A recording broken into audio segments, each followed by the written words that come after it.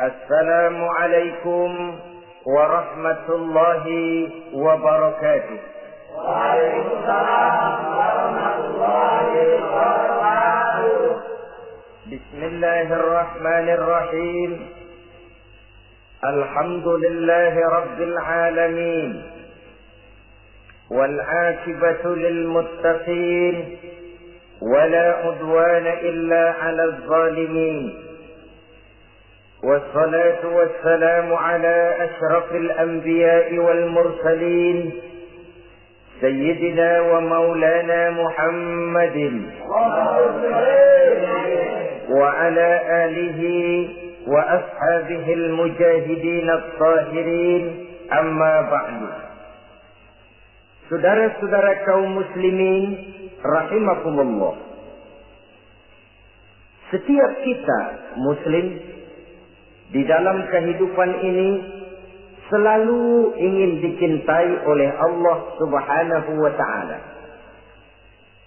Dan tidak seorang pun di antara kita yang hidup ingin dimurkai oleh Allah Subhanahu wa ta'ala.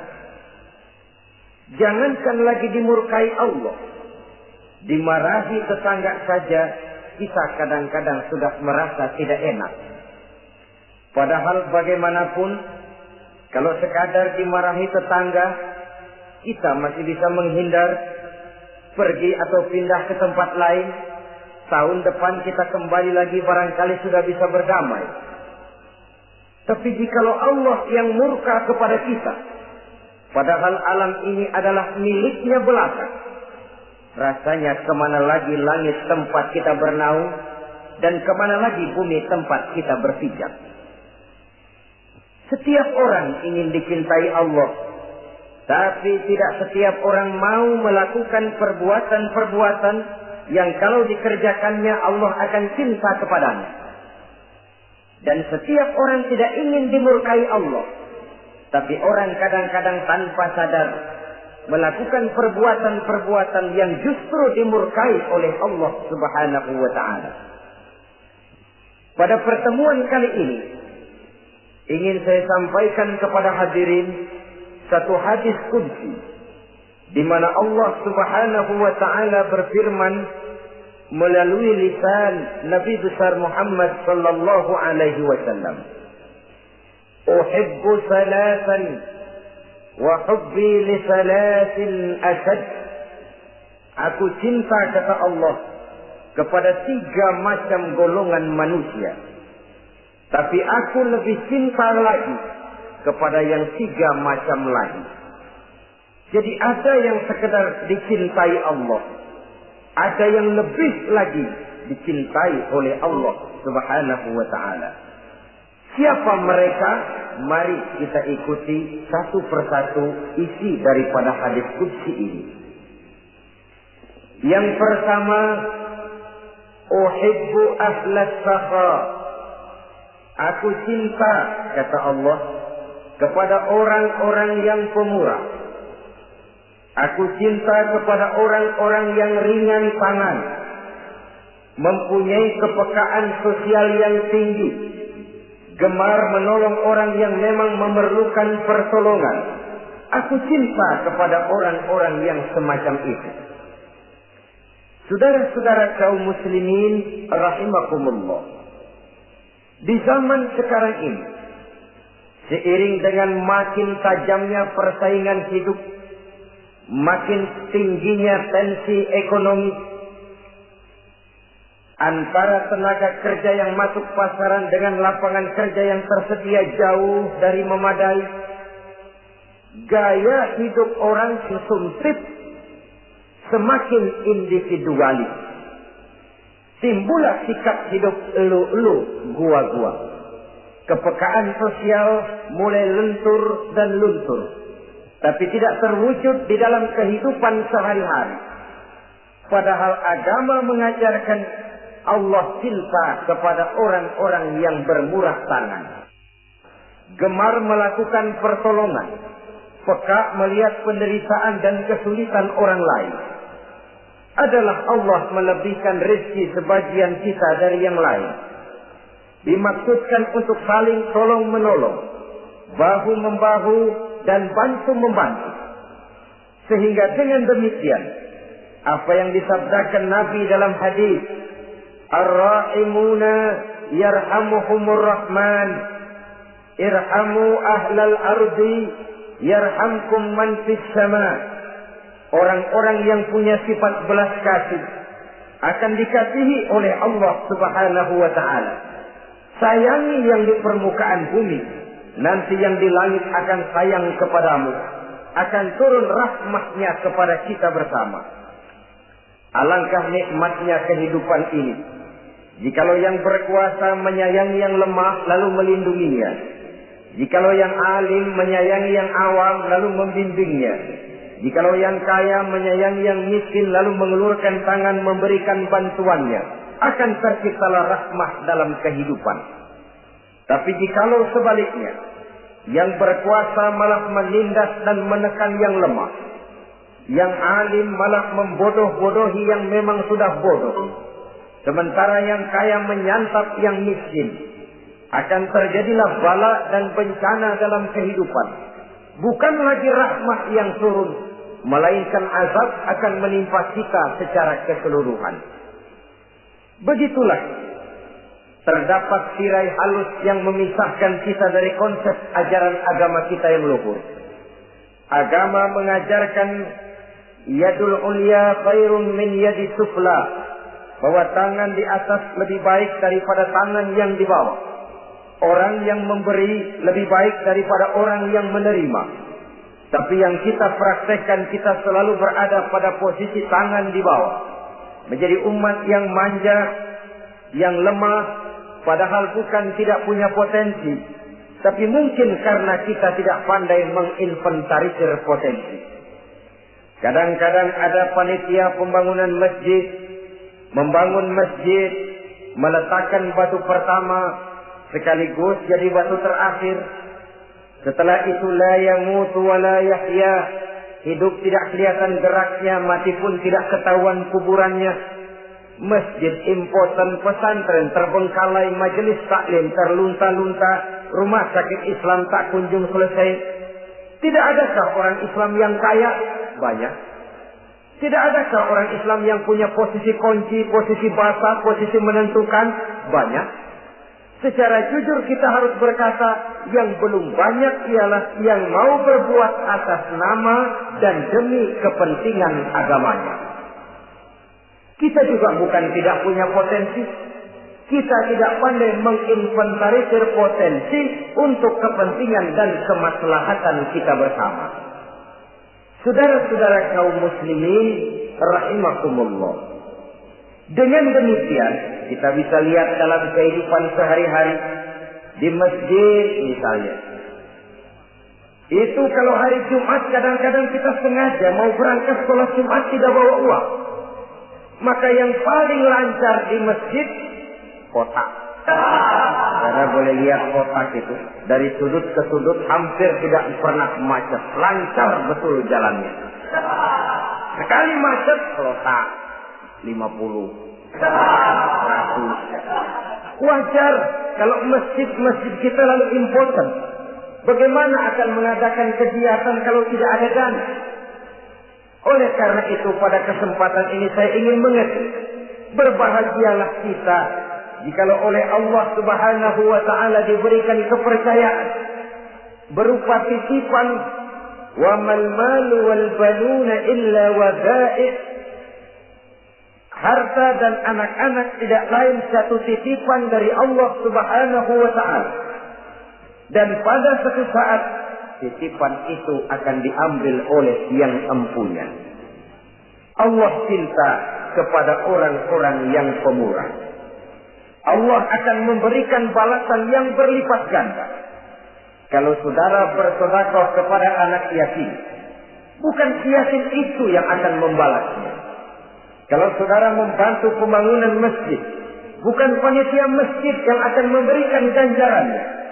Kalau saudara membangun pondok pesantren, bukan kiai yang punya pesantren yang akan memberikan balasannya. Allah Subhanahu wa ta'ala melalui jalan yang tidak kita sangka-sangka melalui jalan yang dalam istilah Quran disebut min haitsu la yahtasib, melalui jalan yang tidak pernah kita hitung, kita sangka sama sekali. Jalan gaib yang hanya Allah saja yang maha tahu. Sebaliknya, wa hubbi lil faqir as-sakhi asad, kata Allah. Aku cinta kepada orang-orang yang pemurah, tapi aku lebih cinta lagi kepada orang-orang miskin yang pemurah. Orang kaya pemurah, Allah cinta. Orang miskin pemurah, Allah lebih cinta. Kenapa?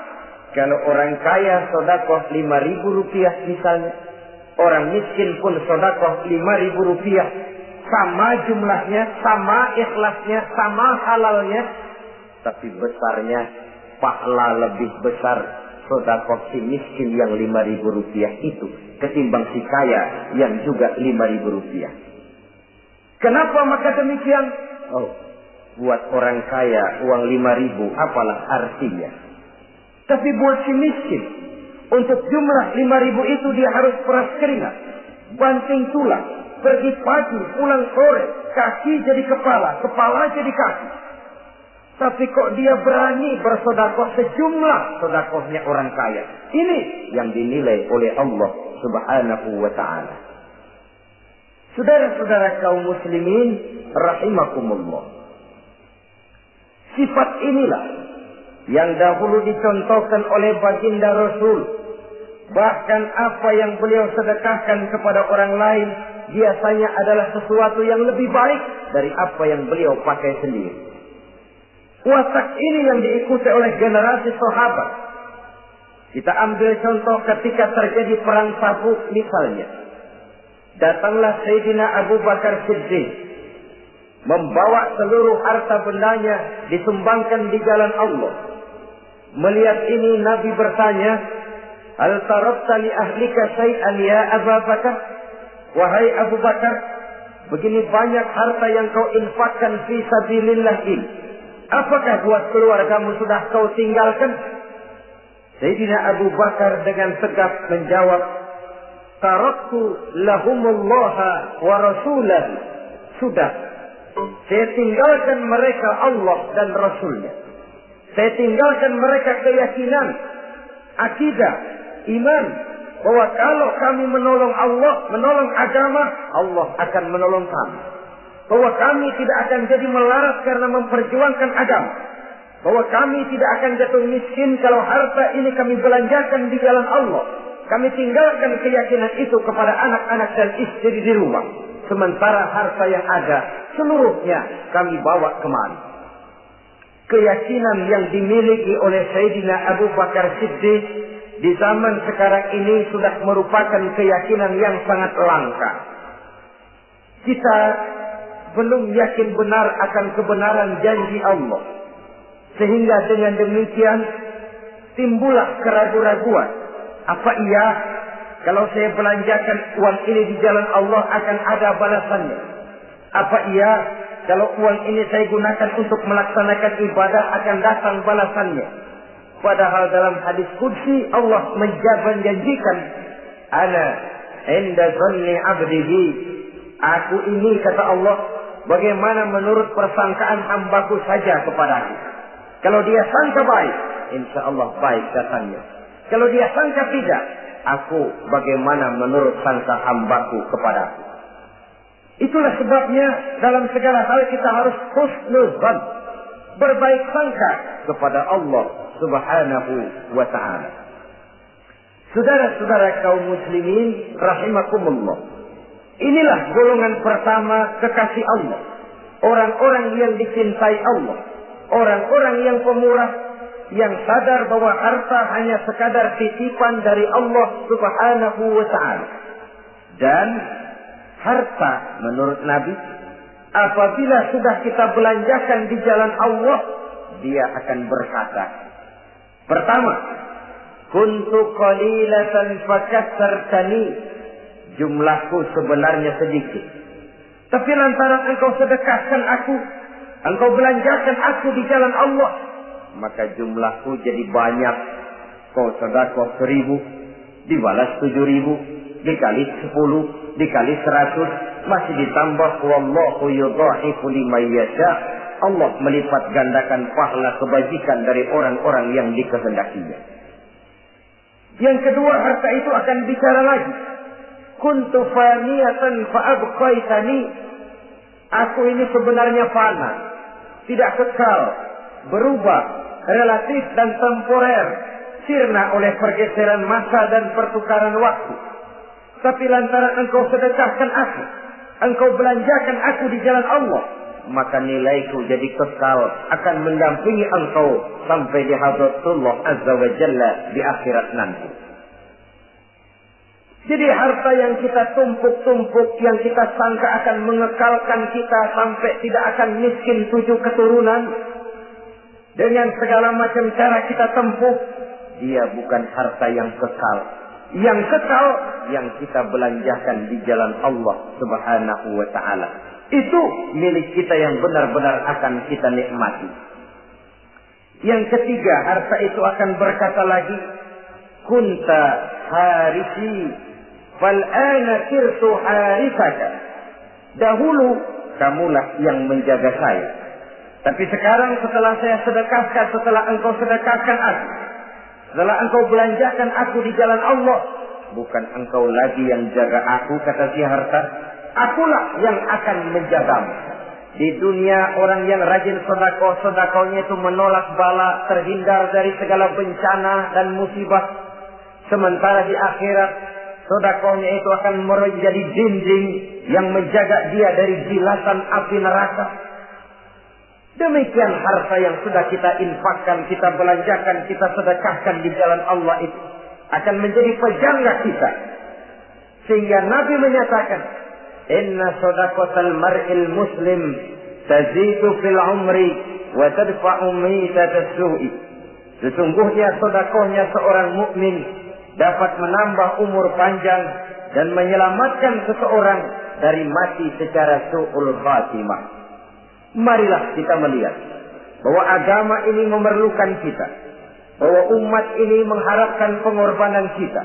Dengan segala kemampuan yang ada pada diri kita, mari kita menyadari bahwa harta kita yang benar-benar milik kita, sesungguhnya yang sudah kita belanjakan di jalan Allah subhanahu wa ta'ala. Saudara-saudara kaum muslimin rahimakumullah, inilah golongan pertama. Golongan yang kedua yang dicintai oleh Allah subhanahu wa ta'ala, uhibbul mutawadhi'in. Aku cinta, kata Allah, kepada orang-orang yang rendah hati, orang-orang yang membawa ilmu padi, makin berisi makin merunduk, makin di puncak makin sadar akan kelemahan dan keterbatasannya. Aku cinta kepada orang-orang yang rendah hati. Adalah satu sifat dari Rasulullah sallallahu alaihi wasallam yang diriwayatkan oleh Imam Abu Ja'far Al-Barzanji misalnya dalam rawi Barzanjinya, wa kana sallallahu alaihi wasallam syadidal haya'i wat tawadhu. Adalah Rasulullah sallallahu alaihi wasallam seorang yang sangat pemalu dan sangat rendah hati. Tawadhu, tidak melonjak menjadi angkuh dan sombong.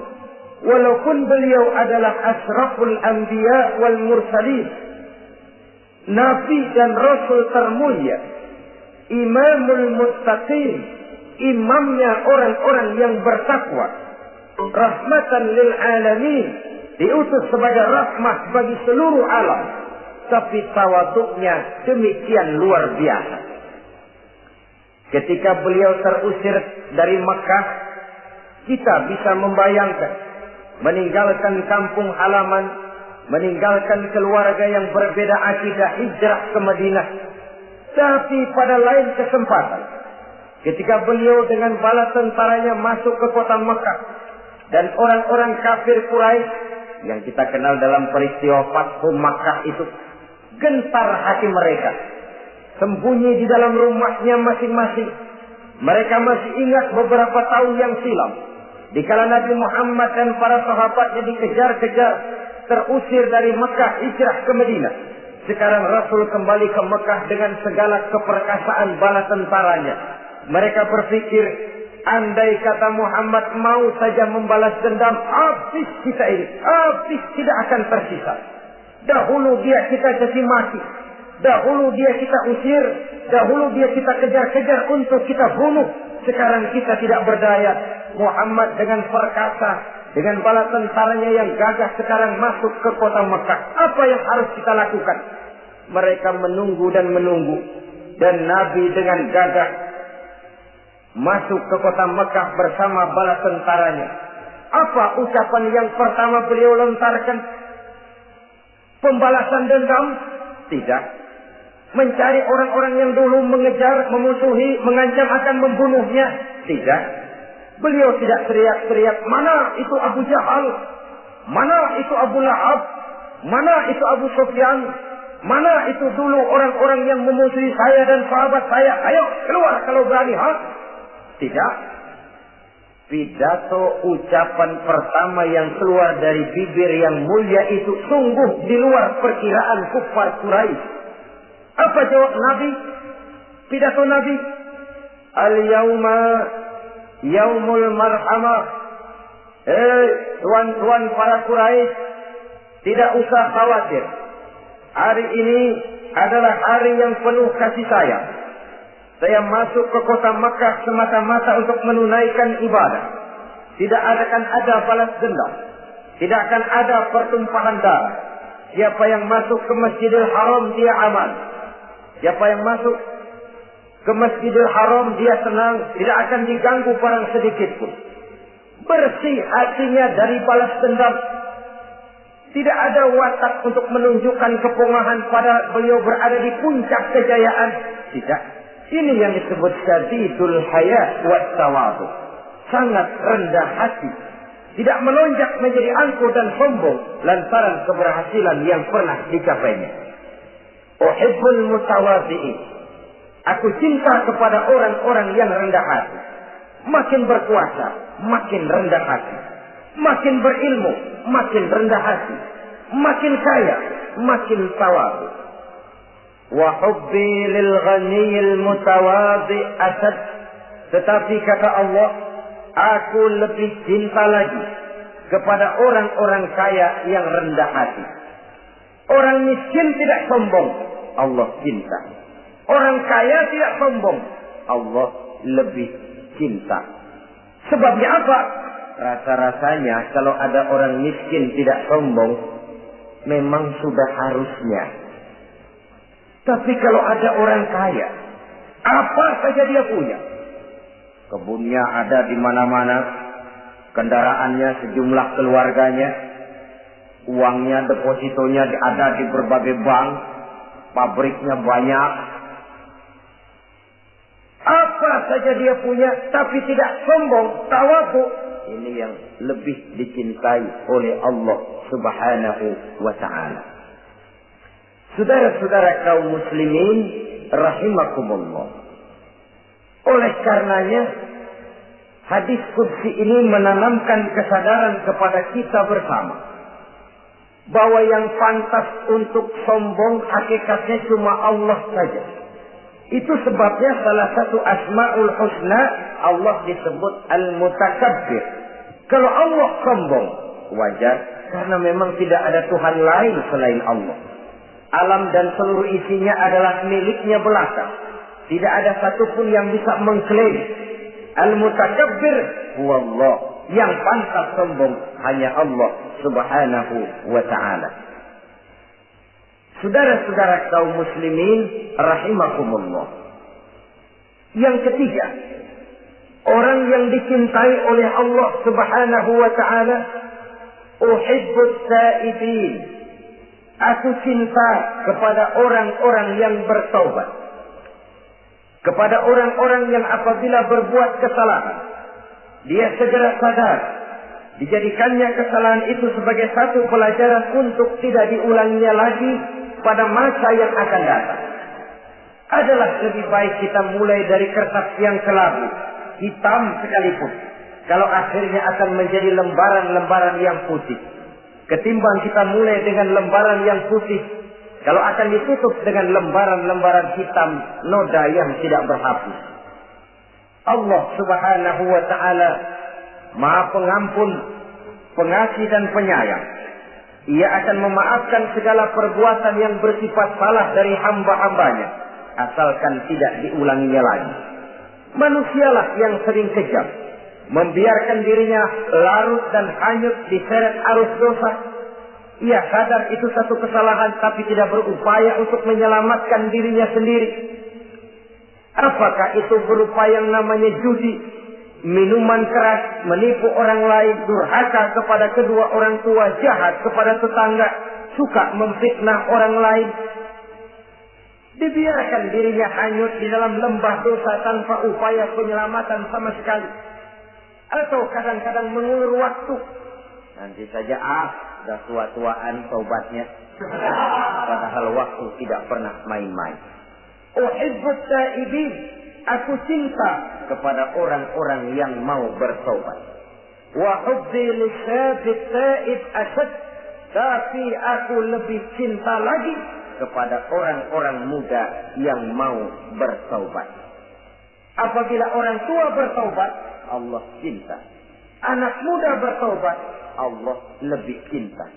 Dalam usia mudanya, di mana darah masih mengalir dengan panas, sejuta khayal dan keinginan masih bersemi di dalam benaknya, dia sanggup blokir semua itu, disalurkannya di jalan Allah. Allah cinta sekali kepada orang-orang semacam itu.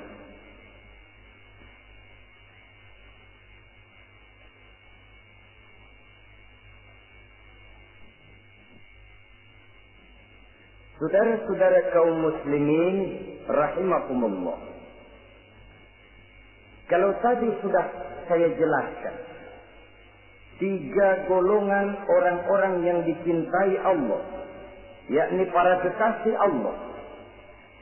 Orang-orang yang pemurah, gemar memberikan pertolongan. Kemudian yang kedua, orang-orang yang rendah hati. Dan yang ketiga adalah orang-orang yang suka bertaubat. Maka kemudian hadis qudsi ini dilanjutkan oleh Allah Subhanahu wa ta'ala dengan menjelaskan lawanan dari 3 golongan tadi. Kalau 3 golongan tadi adalah orang-orang yang dicintai Allah, maka 3 golongan yang berikutnya adalah mereka yang dibenci, dimurkai oleh Allah Subhanahu wa ta'ala. Siapa mereka? Jumlahnya juga 3, lawanan dari yang 3 tadi pertama. Yang pertama, saudara-saudara, abghadul bukhala, aku benci, kata Allah, kepada orang-orang yang bakhil, orang yang kikir, orang yang diberikan amanah berupa harta, lalu tidak tersentuh hatinya melihat kesulitan dan penderitaan orang lain. Tetangganya meratap dan merintih kelaparan, sementara ia dengan tenang berpangku tangan. Padahal ada kelebihan rezekinya. Ia tahu kesulitan orang lain, tapi ia tidak berusaha mengulurkan tangan memberikan bantuan. Kenapa seseorang bisa terjebak ke dalam penyakit bakhil bin kikir alias pelit seperti ini? Oleh karena harta benda dunia itu sudah berakar kuat di hatinya. Tidak mau lepas lagi ia dari sana. Tidak mau berpisah ia dengan harta itu walau sedikit jua pun. Dan memang para ulama sufi mengajarkan, orang kaya itu ada 2. Ada orang kaya hakiki, ada orang kaya majazi. Orang kaya hakiki, orang kaya sebenarnya adalah orang yang kaya hatinya. Luas cakrawala pandangannya, terbentang nuansanya, tidak cukup melihat karunia yang diberikan Allah dalam kehidupan ini. Orang yang kaya hati, inilah orang kaya hakiki. Adapun orang kaya majazi adalah orang yang banyak hartanya tapi miskin hatinya. Hidupnya sudah melimpah tapi ia selalu merasa kurang, maka ia tidak pernah cukup. Posisinya sudah kaya tapi ia masih merasa miskin, maka ia pun selalu miskin. Imam Ghazali rahimahullah memberikan contoh yang indah. Perjalanan hidup manusia sama dengan naik kapal laut yang besar menuju pulau bernama akhirat, mencapai pantai surga bahagia. Kapal ini akan singgah di satu pulau bernama dunia. Para penumpang diperbolehkan turun, tapi sebelumnya diingatkan lebih dahulu bahwa ini cuma sekedar tempat transit. Di dunia, di pulau yang bernama dunia, para penumpang boleh mengambil apa yang memang diperlukan untuk bekal dalam perjalanan. Tapi jangan lupa bahwa kapal akan melanjutkan perjalanan menuju kepulauan akhirat yang kekal dan abadi. Maka turunlah para penumpang ke pulau yang bernama dunia ini. Macam-macam tingkah lakunya ketika mereka menjejakkan kaki ke pulau dunia. Ada yang tetap sadar kepada pesan nakoda. Dia turun ke pulau yang bernama dunia, yang hijau, ranau, indah, memikat, mempedaya, mempesona. Tapi ia tetap sadar, ini cuma tempat transit. Ini cuma tempat persinggahan sementara. Bukan ini tempat yang akan saya tuju. Kapal akan segera berangkat. Saya harus bersiap-siap. Diambilnya apa yang diperbolehkan di pulau bernama dunia sebagai bekal menuju perjalanan akhirat. Dan setelah itu dia segera kembali ke kapal untuk melanjutkan perjalanannya. Ada pula penumpang yang lalai. Ketika turun ke pulau bernama dunia ini, ia lupa kepada pesan sang nakoda. Ia terpedaya oleh hijau ranaunya kepulauan dunia. Ia terpikat oleh gemerlapnya kehidupan dunia. Sibuklah seluruh waktunya untuk mengambil segala yang ada di kepulauan dunia ini. Ia menyangka bahwa ia sudah sampai kepada tujuan yang sebenarnya. Dikala peluit kapal berbunyi, pertanda kapal akan segera berangkat. Rupanya baru sadar dia bahwa ini bukan tujuan yang sebenarnya. Ia berusaha kembali ke kapal, walaupun masih bisa ikut naik kapal, tapi sayang tempatnya sudah ditempati oleh orang lain.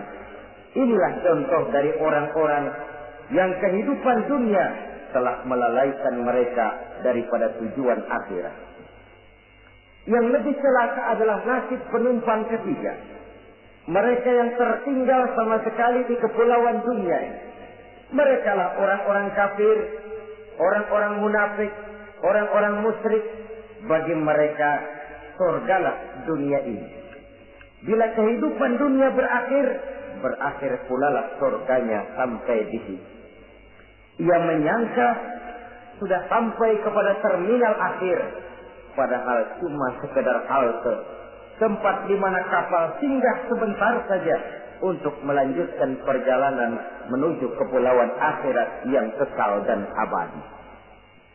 Saudara-saudara kaum muslimin rahimakumullah, orang-orang yang sadar bahwa dunia cuma sekedar satu tempat transit, maka kesadaran itu menggugah dia kepada keyakinan terhadap kalimat inna lillahi wa inna ilaihi raji'un.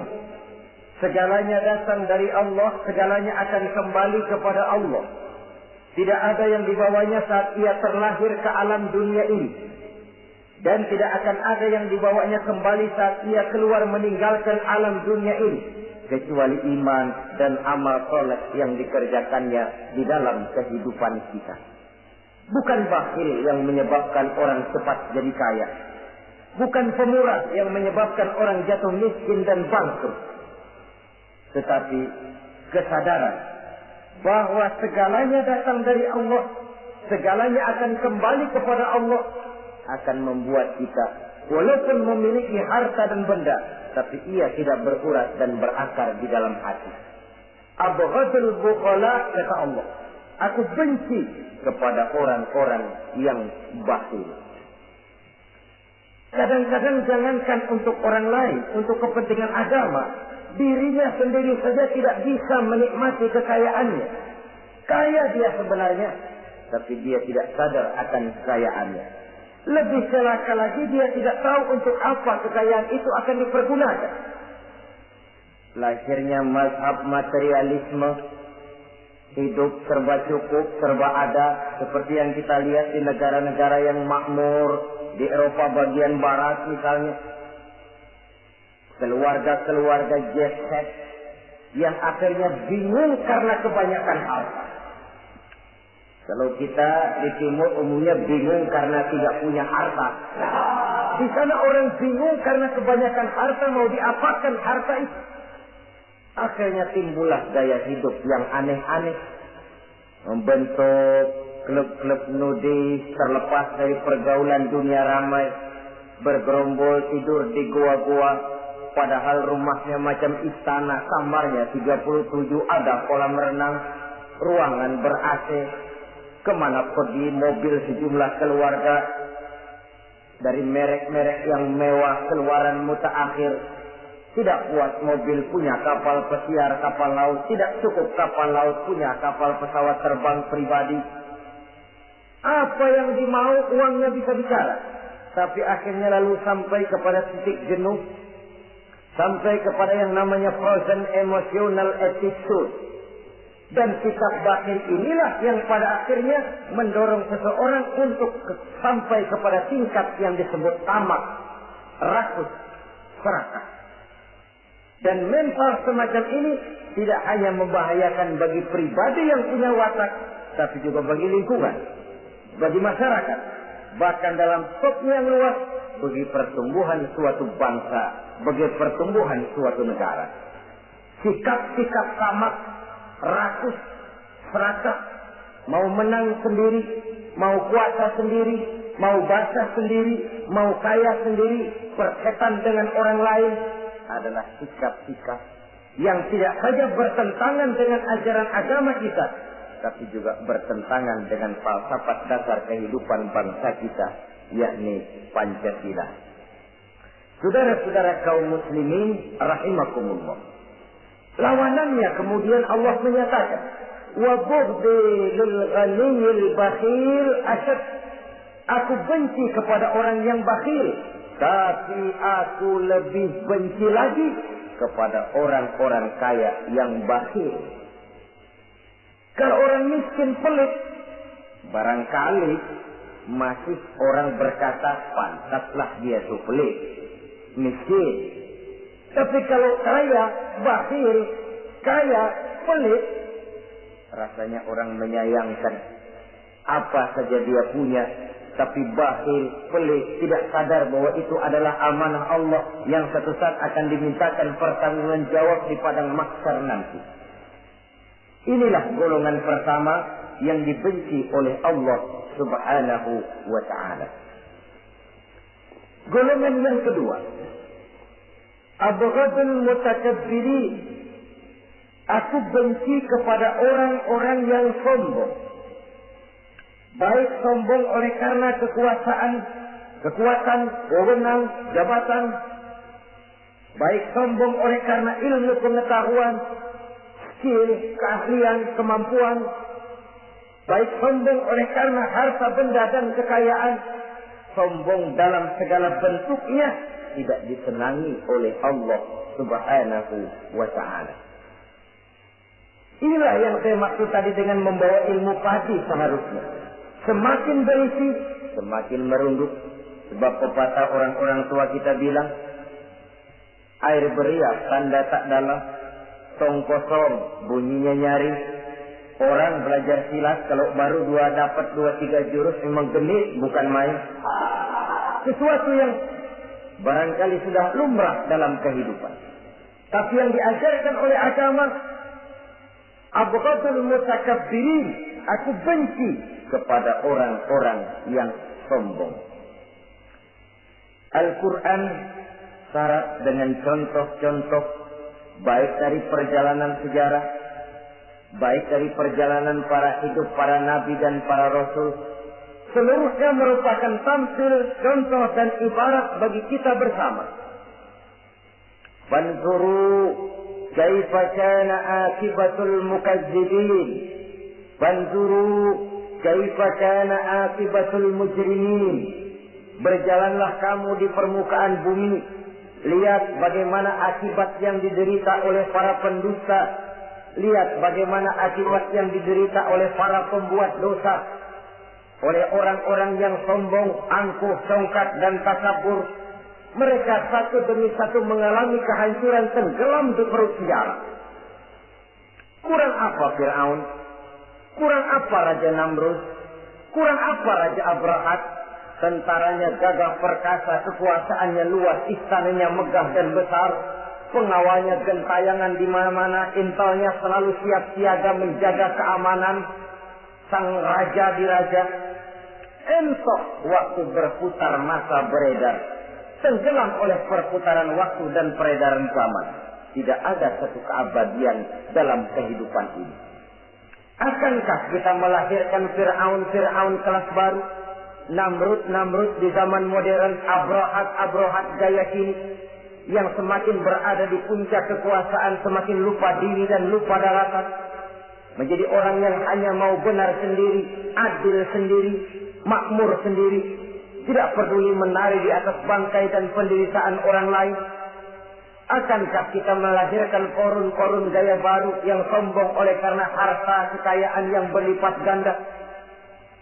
Ataukah kita akan melahirkan barsisul abid gaya baru yang sombong oleh karena ilmu pengetahuan yang dimilikinya? Marilah kita menyadari al-mutakabbir huwa Allah. Yang pantas, boleh dan sombong, wajar untuk sombong, cuma Allah subhanahu wa ta'ala. Abghadul mutakabbirin, aku benci kepada orang-orang yang sombong.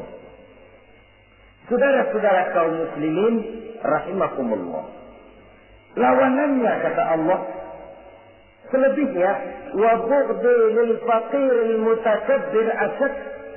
Tetapi kata Allah, aku lebih benci lagi kepada orang miskin yang sombong.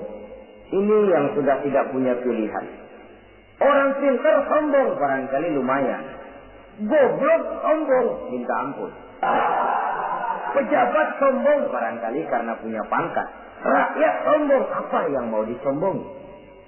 Orang kaya sombong barangkali karena kekayaannya. Melarat miskin sombong minta ampun. Sebab itu kata Allah, aku benci kepada orang-orang sombong, tapi aku lebih benci lagi kepada orang-orang miskin yang sombong. Hadis qudsi ini tentu saja memberikan satu kesadaran rohani yang paling dalam pada kehidupan kita setiap pribadi muslim, bahwa kita sejauh yang bisa kita lakukan hanyalah berusaha, berbuat. Kita terikat oleh sunnatullah, kata kita orang beragama, hukum alam kata para ahli alam, natural of law katanya. Tapi di sebalik itu, sesungguhnya segala hasil usaha, kepastian dan ketentuannya hak prerogatif dari Allah subhanahu wa ta'ala. Sehingga pada puncaknya kita akan sampai kepada jujur, la haula wa la quwwata illa billah. Tidak ada daya kita, tidak ada kekuatan kita kecuali apa yang memang telah diberikan Allah. Dialah sumber daya, sumber gerak, sumber seluruh kekuatan. Dan kita manusia hanya mencapai itu kalau dikaruniai oleh Allah subhanahu wa ta'ala. Sewajarnya, makin bertambah ilmu, makin sadar kita akan kebodohan kita. Seperti yang diucapkan oleh Al-Imam Syafi'i rahimahullah, setiap tambah ilmuku, bertambah taulah aku akan kebodohan. Sewajarnya, semakin bertambah harta kita, semakin sadar kita akan kemiskinan kita. Semakin bertambah tinggi pangkat dan jabatan kita, semakin sadar kita dari mana kita datang, kemana kita akan pulang, dan di mana kita akan berada sekarang. Dengan kata lain, ilmu itu, harta itu, pangkat dan kedudukan itu sesuatu yang perlu dan perlu. Tapi bukan sebagai tujuan. Semuanya cuma sekedar alat.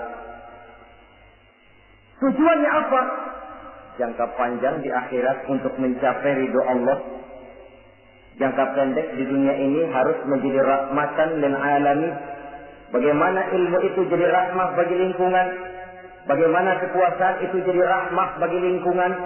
Bagaimana harta itu jadi rahmah bagi lingkungan? Berfungsi sosial untuk kebersamaan di dalam kehidupan ini. Saudara-saudara kaum muslimin rahimakumullah.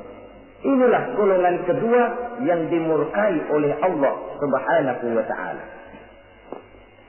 Golongan yang ketiga, abghadul fasad.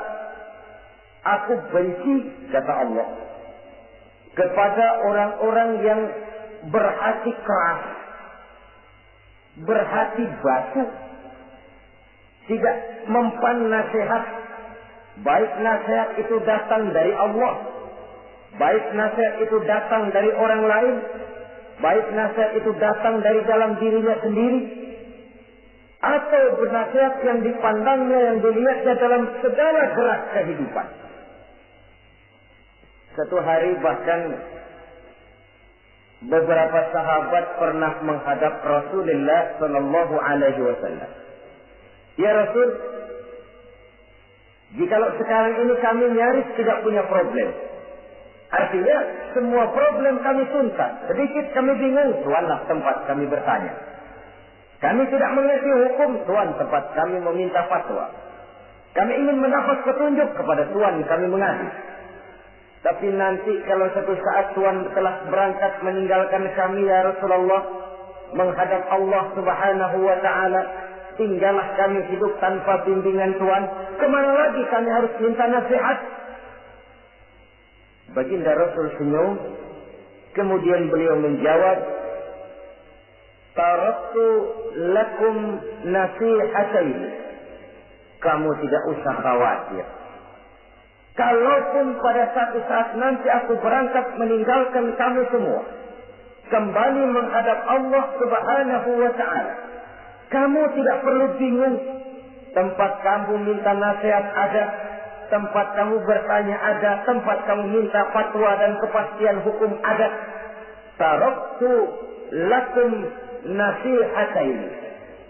Aku tinggalkan untukmu dua macam nasihat.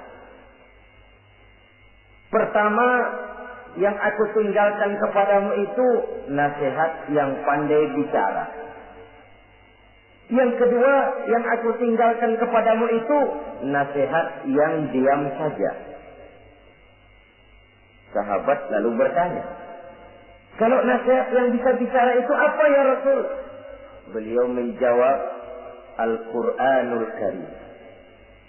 6.666 ayat, 30 juz, 114 surah, seluruhnya nasihat bagi umat Islam. Apapun yang akan kau kerjakan, kemanapun kau akan pergi, bertanyalah kepada Al-Quran, minta nasihatnya. Bertanya langsung? Tentu tidak. Bertanya kepada Al-Quran artinya fas'alu ahla zikri in kuntum la ta'lamun. Jikalau kamu memang tidak mengerti, bertanyalah kepada yang mengerti. Yang mengerti Al-Quran tentu tidak lain para ulama, para kiai, para asatidz, guru-guru yang mengaku kita di majelis taklim. Nasihat yang pandai bicara, Al-Quranul Karim. Kemanapun saja kaki akan kita langkahkan, ke arah manapun bumi yang akan kita tuju, mintalah lebih dahulu nasihat Al-Quranul Karim. Usaha apapun yang akan kita lakukan, mintalah nasihat kepadanya. Itu nasihat yang pandai bicara. Lalu sahabat bertanya lagi, kalau nasihat yang diam saja itu apa ya Rasul? Beliau menjawab, nasihat yang diam saja itu maut. Diam saja dia, tidak bicara, tapi pasti datangnya. Dan itu jadi nasihat. Kalau sekarang kau menyolatkan orang lain, apa tidak mungkin besok kau disolatkan orang? Kalau hari ini kau antar jenazah temanmu ke liang lahat, entah tahun depan, bulan depan, minggu depan, entah 5-10 tahun yang akan datang, bukankah kau yang akan diantar ke liang lahat? Kau tengoklah temanmu itu. Matanya masih ada, tapi sudah tidak sanggup lagi melihat. Jangankan melihat, digerakkan saja pun sudah tidak bisa. Telinganya belum kemana-mana, tapi sudah tidak mampu lagi mendengar. Kakinya masih cukup, tapi sudah tidak mampu untuk dipakai berjalan. Tangannya masih ada, tapi tidak ada lagi yang bisa dipegangnya. Apa yang kurang kalau sudah demikian? Kau tumpuk harta kekayaan untuk 7 turunan, kau sangka kau tidak akan mati karena itu. Kau ingin selalu berada di puncak, padahal hidup ini mendaki dan menurun. Ini seluruhnya merupakan nasihat. Orang yang hatinya keras tidak mempan nasihat yang datang dari Allah, Quran dan maut. Nasihat yang datang dari orang lain, kadang-kadang diberikan nasihat, lebih pandai dia berkilah, lebih pandai dia berkelit, lebih pandai dia berjawab. Orang yang memberi nasihat baru bicara 1, dia sudah 10. Nasihat yang datang dari orang lain tidak juga bisa menyentuh hatinya. Atau nasihat yang timbul dari dalam dirinya sendiri. Kulit yang mulai berkerut, uban yang mulai bertabur, gigi yang permisi satu demi satu. Itu kan seluruhnya merupakan nasihat. Tapi orang yang hatinya keras, kasar, istilah kita barangkali sudah kulit badak, muka tembok, kuping kebo, masuk dalam golongan khatamallahu ala qulubihim. Allah sudah tutup cap, Allah tempel hati mereka, tidak masuk lagi nasihat. Na'udzubillah summa na'udzubillah. Beruntung kita kalau oleh Allah ini diberikan hati yang lembut, peka, mudah menerima kebenaran, tidak tertutup terhadap kebenaran. Walaupun kebenarannya itu datang dari seorang budak yang hitam legam. Karena memang agama mengajarkan khuzil hikmata wa la yadurruka min ayyi wi'ain kharajat. Ambillah hikmah, ambillah kebenaran, tidak usah terlalu kau pedulikan dari mana sumbernya. Asal itu merupakan kebenaran, jadikan sebagai nasihat di dalam kehidupan. Saudara-saudara kaum muslimin rahimakumullah. Rugi dan celaka kita kalau sampai diberikan hati yang keras, kasar, masuk dalam qaswatul qalbi, hati yang kasar, keras, tidak mempan nasihat apapun.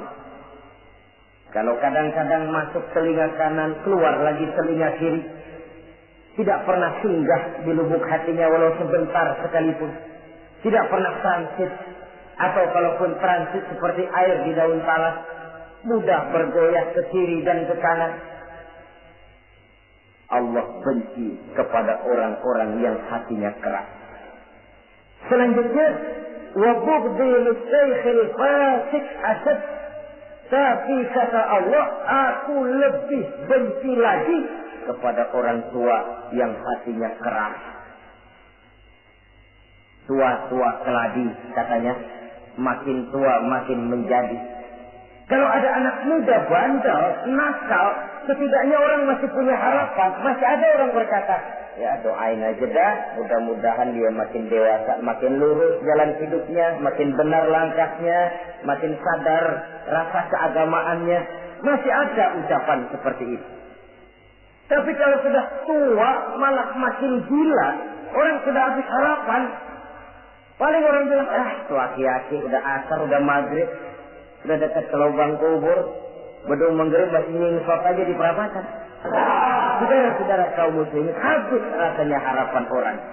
Aku benci kepada orang yang hatinya keras, tapi aku lebih benci lagi kepada orang tua yang berhati keras. Kenakalan remaja dibenci Allah, kenakalan orang-orang tua lebih dibenci oleh Allah Subhanahu wa ta'ala. Saudara-saudara kaum muslimin rahimakumullah, Semoga kita termasuk ke dalam golongan orang-orang yang dicintai Allah, para kekasih Allah. Dan kita berlindung kepada Allah, jangan sampai termasuk ke dalam golongan orang-orang yang dimurkai dan dibencinya. Inilah yang kita bicarakan pada pertemuan kali ini. Terima kasih dan mohon maaf. Wassalamualaikum warahmatullahi wabarakatuh.